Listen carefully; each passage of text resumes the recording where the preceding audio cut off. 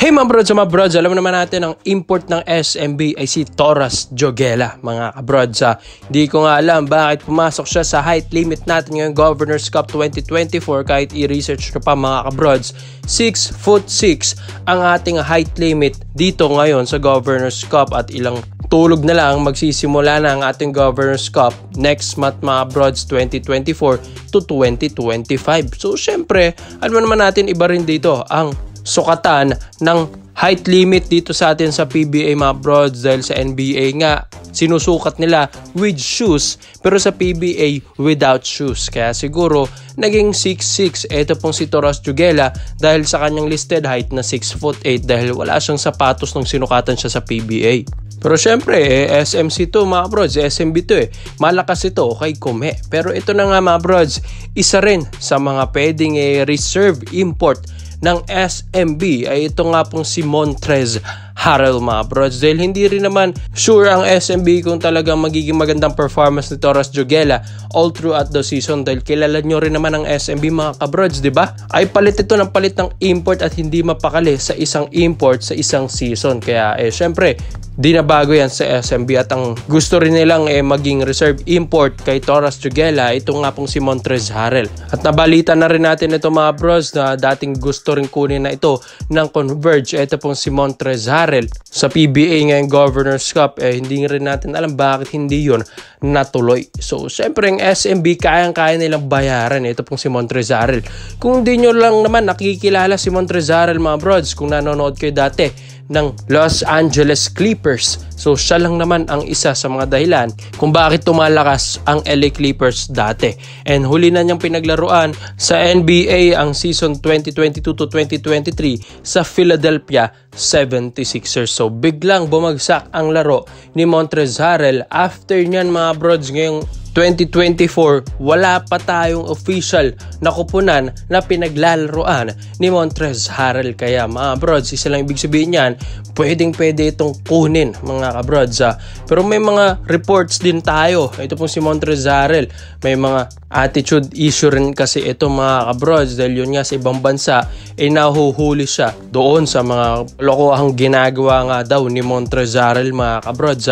Pero kahit ganun, pag ito'y pinaglaro mo rin naman sa basketball, sa Pro League mga brods, ibibigay niya yung kanyang best. Sa LA Clippers nga, talagang isa rin siya doon sa mga gumagawa mga kabrods. Talagang yung katawan ni Montrez Harrell, bato-bato, malapad mga kabrods, athletic mga brods. Sa height niyang 6'7" ay pasok na pasok siya sa ating height limit sa Governors Cup 2024. Kaya pwede itong maging reserve import ng SMB dahil 6'7" siya sa NBA without shoes, 6'6" na yan sa PBA mga kabrods. So malakas ito mga brods, mapa-depensa, mapa-opensa ay nangangain talaga yan sa ilalim. Ito pong si Montrez Harrell, maaasahan mo yan as a two-way player mga brods. Kaya sa SMB ay magandang reserve import nila itong si Montrez Harrell if ever man hindi maganda ang magiging performance ni Toras Joguela, yung Lithuanian import nila ngayon. Kaya ikaw mga brods,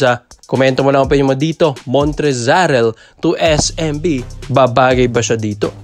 This video is brought to you by 1xBet. So matagal ko nang ginagamit ito mga brods at kumikita na rin ako dito kaya i-share ko ito sa inyo kung saan ito pang 1xBet ay isang betting platform. Pwede kang tumaya dito ng mga paborito mong kuponan, mapa PBA, NBA at kahit anong sports mga brods. So kaya nga para makukuha mo yan, gamitin ang promo code na 1x overrated. Get up to 5,000 deposit bonus mga kabrods. And yung link nandyan sa pin comment section sa ibaba.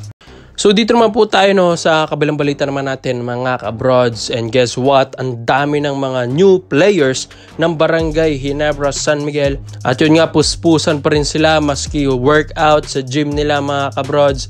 Na ito nga yung listahan ng 4 na new Barangay Ginebra players at official nito mga kabrods. RJ Abarrientos from the draft, Isaac Go and Stephen Holt from the trade sa Terra Firma Jeep at nawala nga si Sisten and Pringle, and itong bagong big din nila na si Ben Adamos ang 6'7" ng Northport Batampier at yun nga ang pinakawalan ng Ginebra dito ay si Sydney Onwubere. So mga kabrods, kung makikita nyo yung stats ni Onwobere last season mga kabrods, 4.09 points per game at 4 rebounds per game. Ito pong si Sydney Onwobere. Pero pagdating naman kay Ben Adamos na kanyang nakatrade dito sa Northport at ngayon Hinebra na, 2 points per game lang. Wala pa nga 1 rebounds per game, maski assist wala masyado mga kabrods.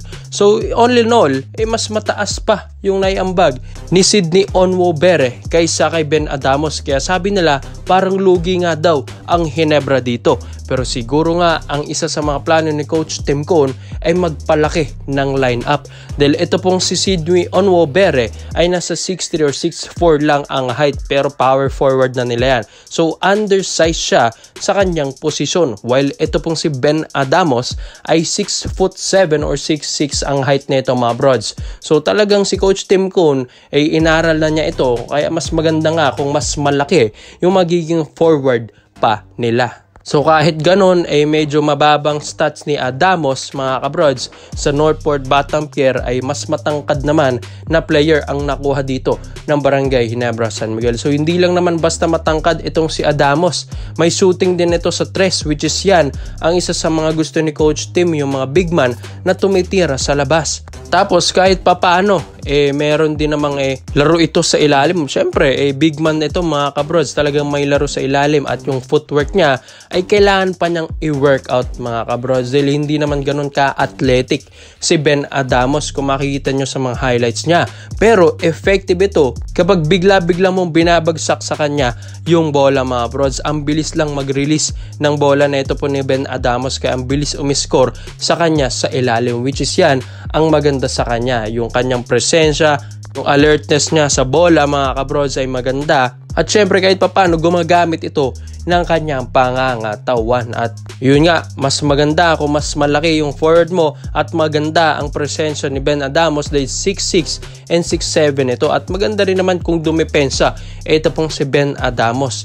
Maganda nga dahil syempre makakasundo rin ito Scotty Thompson na former perpetual help altas din ito sa NCAA. So parehas silang perpetual mga kabrods. At itong si Adamos, additional big ng Hinebra, kung saan kupunan na ito napunta mga brods, sa Hinebra, sa NLEX, sa Converge, sa Northport, ngayon ay Hinebra naman. So hindi natin alam kung magtatagal ito sa Hinebra, pero yung Sydney Onwobere na medyo matigas-tigas ay pinalit na yon mga kabrods. Bumalik na naman ng Northport Batampier. Kaya aabangan natin yung mga performance na ito mga brods ng mga new 4 players ng Barangay Hinebra San Miguel, especially rin sino RJ Abarientos, Holt, and Isaac Go. At yun nga, una nyong mapapanood yung mga new Hinebra players dahil merong tune-up game ang Hinebra against New Taipei Kings sa Wednesday sa July 31 mga kabrods sa Macau against Joseph Lin na brother or kapatid ni Jeremy Lin, ang former All-Star ng NBA. Komento mo lang ang opinion mo dito mga brods. Eto na